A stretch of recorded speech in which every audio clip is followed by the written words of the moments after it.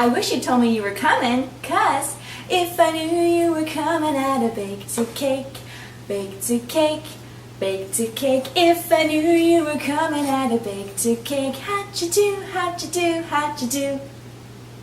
Welcome to Country Kitchen Approved. I am by no means a professional baker or cake maker, but I do like to make cakes for my family, and I have a couple tips to share with you. I always use a box cake mix because they are so easy and they turn out great every time. They come in so many flavors that you have endless options. For my kid's birthday cake, I'm going to go with a pink lemonade cake. I just follow the directions exactly like it says. Add the dry mix, eggs, water, and oil to your mixing bowl.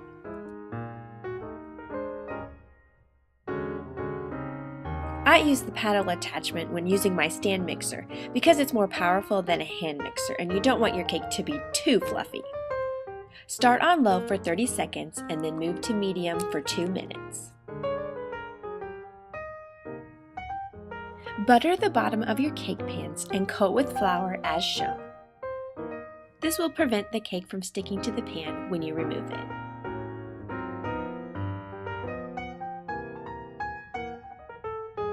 Divide the batter evenly between your pans and smooth out with a spatula. Tap a couple of times to remove any air bubbles. Bake according to the box instructions. You know it's done when the cake springs back when you touch it. Once you take the pans out of the oven, place them on a cooling rack and set your timer for exactly 10 minutes. When the 10 minutes are over, use a knife to scrape around the edges. Then turn the pan over onto your hand. It should slide right out of the pan perfectly every time. The key is to wait the 10 minutes, no more and no less. Using a serrated knife and a sawing motion, remove the top of the cake to make it even. I like to use a fruit layer because it cuts the sweetness and adds so much flavor. For this cake, I'm using my strawberry jam. Then add the top layer. I do always make my own frosting. To make a basic buttercream frosting, place half a stick of softened butter in your mixer and add 3 or more cups of powdered sugar. Normally I would add vanilla and water, but I'm going to add lemon extract and lemon juice to go with our lemonade cake.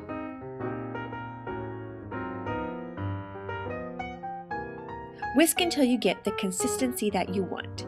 Save some of the frosting for piping and use the rest to cover your cake, dumping it onto the top and then working your way down the sides with an offset spatula as shown.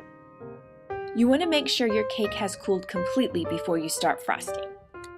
You don't want your frosting to be too thick because as you spread it around, it could cause the top layer of the cake to come off and then you'd have crumbs everywhere. But you also don't want it to be too thin because then it would just melt off the cake.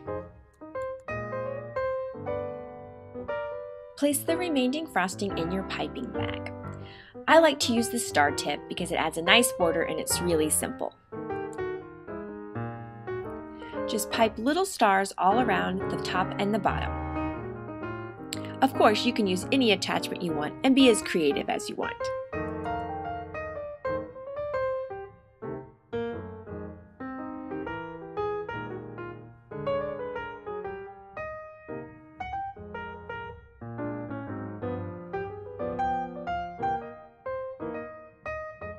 Using the small circle, I pipe out the birthday message. And add a few last touches. Happy birthday to you. Happy birthday to you. My husband likes cherry chocolate cake, so I always make that for his birthday. I use cherry pie filling. I pick out the cherries and put those right into my chocolate cake batter. And then I use the sauce as the fruit between the layers of cake. To make chocolate frosting, melt 1 stick of butter in a saucepan, add 2/3 cup cocoa, and stir. Transfer this mixture to the bowl of your mixer and add a teaspoon of vanilla and about 3 cups of powdered sugar. As you're mixing with the whisk attachment, add 1/3 cup of milk a little bit at a time until you reach the consistency that you want. For cupcakes, follow the box baking instructions. If you don't have enough batter to fill all the cups, pour some water into the empty ones to keep the cupcakes from drying out while baking. For frosting, I'm using the largest star tip. Hold the tip and pipe in a spiral up position, starting with the outside and working towards the middle. Look at that!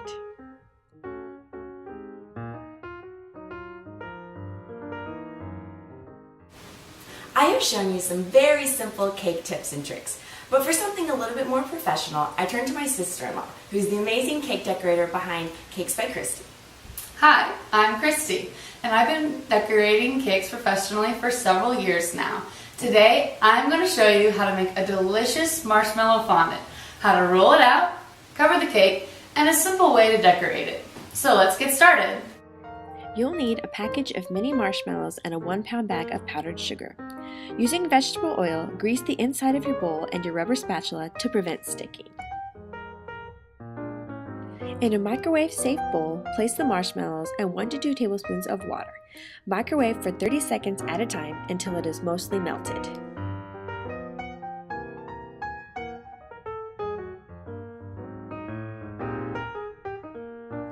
Then stir in the powdered sugar about a cup at a time until it starts to come away from the sides of the bowl. You could also use a stand mixer with a dough attachment for this process. Turn out onto your counter and work until the fondant is smooth and firm, kneading with the heels of your hands. If it starts to stick, use more powdered sugar.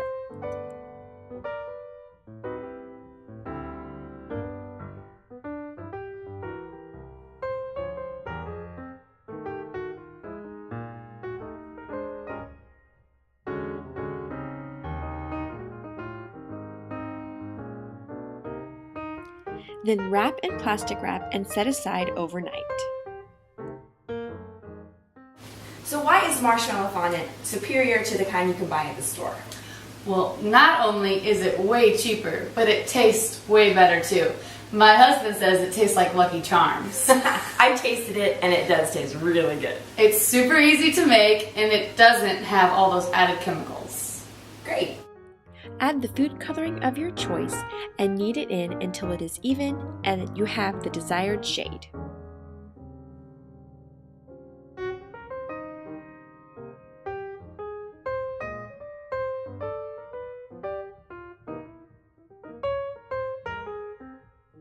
Using a rolling pin, roll the fondant out to about 1/8 inch thickness.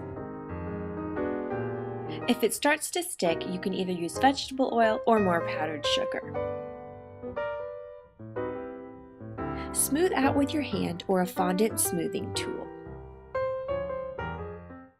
So how can those of us at home make a box cakes mix? It takes a little bit more like they do at the bakery.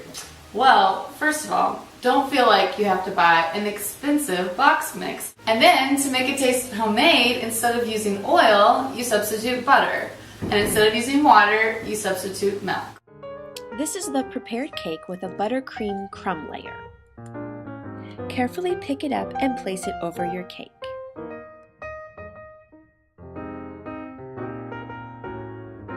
Working in roughly 1-inch sections, smooth the fondant down the sides of the cake. You can use your hands or the fondant tool. Stretch the fondant out as you go to prevent any wrinkles.